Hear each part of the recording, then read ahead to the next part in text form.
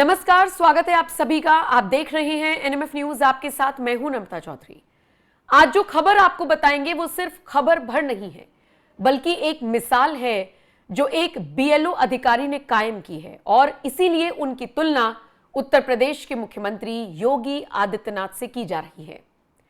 खबर सामने आई है सैदपुर विधानसभा क्षेत्र से, जहां पर एक बीएलओ अधिकारी की मां का निधन होता है और उसके बाद सारी अंतिम क्रियाओं को पूरा करने के बाद ये अधिकारी सीधा अपनी ड्यूटी पर वापस लौट जाते हैं।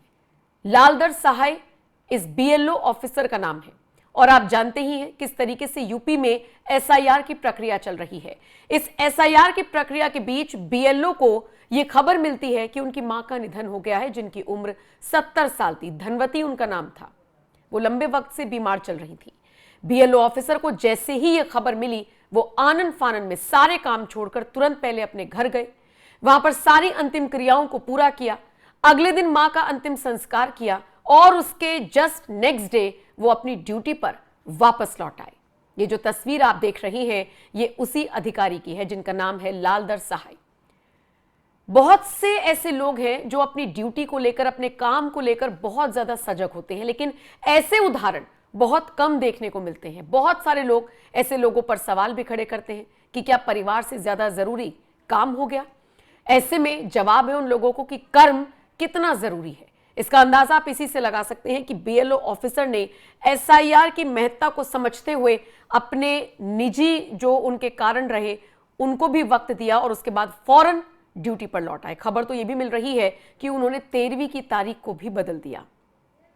अब इनकी तुलना उत्तर प्रदेश के मुख्यमंत्री योगी आदित्यनाथ से क्यों हो रही है, यह अगर आपको समझना है तो इसके लिए आपको थोड़ा सा पीछे चलना पड़ेगा। लगभग 5 साल पहले की बात है। 2020 वो साल था जब देश और दुनिया में कोरोना वायरस फैला हुआ था। आपने देखा होगा किस तरीके से कोरोना काल ने हम सबको तोड़कर रख दिया था। उस वक्त एक बहुत बुरी खबर आई थी योगी आदित्यनाथ के परिवार से, और वो खबर ये थी कि लॉकडाउन और महामारी के बीच में सीएम योगी आदित्यनाथ के पिता का निधन हो गया था।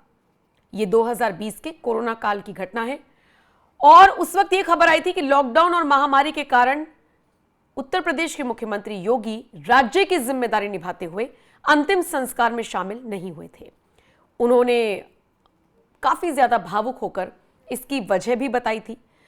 20 अप्रैल 2020 को योगी के पिता आनंद सिंह बिष्ट 89 साल की उम्र में इस दुनिया को हमेशा के लिए अलविदा कह गए थे।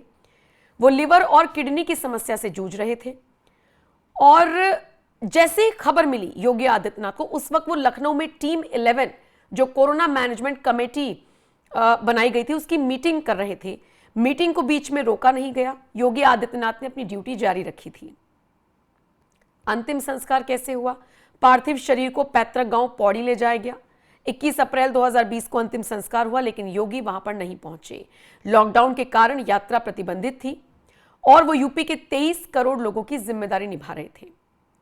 उसके बाद योगी ने अपनी मां सावित्री देवी को एक भावुक पत्र लिखा था जिसमें उन्होंने दुख जताया था, वजह बताई थी। उन्होंने बताया था कि कैसे वैश्विक महामारी कोरोना की वजह से वो 23 करोड़ की जनता के हित में काम कर रही हैं और इसीलिए वो अपने पिता के अंतिम दर्शन नहीं कर सके। अंतिम क्षणों में उनके दर्शन की हार्दिक इच्छा थी, लेकिन कर्तव्य पथ पीछे देखने नहीं देता। और इस चीज को लेकर बहुत सारे सवाल खड़े हुए थे। बहुत सारे लोगों ने सवाल खड़े करते हुए योगी आदित्यनाथ पर तंज भी कसा था, लेकिन एक कर्म योगी तो यही हो सकता है ना, जो योगी आदित्यनाथ ने 2020 में मिसाल पेश करके दिखाई थी। अब कर्मवीर योगी या कह लीजिए कर्म योगी और उनके जैसा ही उनका ये सिपाही बीएलओ ऑफिसर लालधर सहाय, जिसका जिक्र हम बार बार कर रही हैं, और ये अधिकारी जिसकी मां का निधन 22 नवंबर को होता है, 23 को अंतिम संस्कार करवाकर ये सीधे ड्यूटी पर पहुंच जाता है, क्योंकि ये एसआईआर की महत्ता को समझ रहा है। आपको ये भी बताते चले कि बिहार में इलेक्शंस हो चुके हैं, पारदर्शिता के साथ चुनाव हुए और पारदर्शिता के चुनाव की मुख्य वजह एसआईआर को ही माना जा रहा है। स्पेशल इंटेंसिव रिवीजन, यानी आप कह सकते हैं वोटर लिस्ट का रिवीजन। अब बिहार में तो चुनाव संपन्न हो गए हैं, रिजल्ट सबके सामने है। अब बारी है बाकी राज्यों की। चुनाव आयोग ने 12 राज्यों में इसकी घोषणा की है। और हम देख रहे हैं कि जिन जिन राज्यों में चुनाव होने हैं उनको पहले प्रमुखता दी गई है। जैसे कि आप बंगाल में देखिए एसआईआर की प्रक्रिया शुरू हो चुकी है। इसके अलावा अगर बात उत्तर प्रदेश की करें, उत्तर प्रदेश में एसआईआर की प्रक्रिया शुरू हो चुकी है और इसमें सबसे पहले अगर किसी ने फॉर्म भरा एसआईआर का तो वो कोई और नहीं बल्कि उत्तर प्रदेश के मुख्यमंत्री योगी आदित्यनाथ हैं। ये उनकी तस्वीरें उसी दौरान की हैं जिस वक्त वो एसआईआर का फॉर्म भर रहे थे। ये तस्वीर सिर्फ तस्वीर भर नहीं थी बल्कि पूरे प्रदेश की जनता को संदेश देने का काम हुआ कि आप भी इस प्रक्रिया में जोर शोर से हिस्सा लीजिए। किसी भी गलत आदमी का वोट जाना नहीं चाहिए और किसी भी सही आदमी का वोट कटना नहीं चाहिए। जो फर्जी तरीके से अपने डॉक्यूमेंट्स बनवाकर बैठे हैं, जो फर्जी वोटर्स हैं, जो घुसपैठिए हैं, उन सब पर लगाम लगाने का, वोटर लिस्ट में काट छाट करने का मतलब साफ सफाई करने का अभियान के तौर पर भी इसे देखा जा रहा है। तो योगी आदित्यनाथ ने यह भूमिका निभाई थी और उसके बाद हम देख रहे हैं कि तमाम बीएलओ यानी कि बूथ लेवल ऑफिसर्स डंके की चोट पर अपने सारे काम पीछे छोड़कर काम में लगे हुए हैं। डोर टू डोर कैंपेनिंग चल रही है, घर घर जाकर फॉर्म्स भरवाए जा रही हैं, इसलिए ताकि एक मैसेज दिया जा सके कि सब कुछ ठीक है और सरकार आपके हित में काम कर रही है। लेकिन इन सबसे इतर जब बीएलओ लालधर सहाय से जुड़ी हुई एक खबर सामने आई तो उनकी तुलना सीधे सीधे तौर पर योगी आदित्यनाथ से होने लगी। एक योगी के लिए सबसे पहले उनका कर्म है, उनकी कर्म भूमि है और इसीलिए जब योगी आदित्यनाथ के पिता का निधन हुआ तो जिस तरीके से वो नहीं जा पाए थे, बाद में वो भावुक हुए थे, ठीक उसी तरीके से जब ये बीएलओ ऑफिसर काम करता हुआ नजर आया तो हर कोई इनकी भी चर्चा करने लगा और चर्चा करनी लाजमी थी। जो तस्वीरें हम आपको लगातार दिखा रही हैं ये इनमें आपको उस बीएलओ ऑफिसर की भी तस्वीर दिख रही है, इसमें आपको योगी आदित्यनाथ जो एसआईआर का फॉर्म भर रही हैं हम आपको वो तस्वीरें भी दिखा रही हैं। और इसी से आपको समझना होगा कि कई बार निजी कारणों का हवाला देके जो लोग अपने काम से बचते हैं, अपनी भूमिकाओं से बचते हैं, उनको सबक लेना चाहिए ऐसे खबरों से। और आज जो ये वीडियो मैं आप तक पहुंचा रही हूं ये सिर्फ एक खबर भर नहीं है बल्कि ये एक मिसाल है, एक उदाहरण है, एक नजीर है। और इसीलिए कहा जाता है योगी आदित्यनाथ को कर्मयोगी।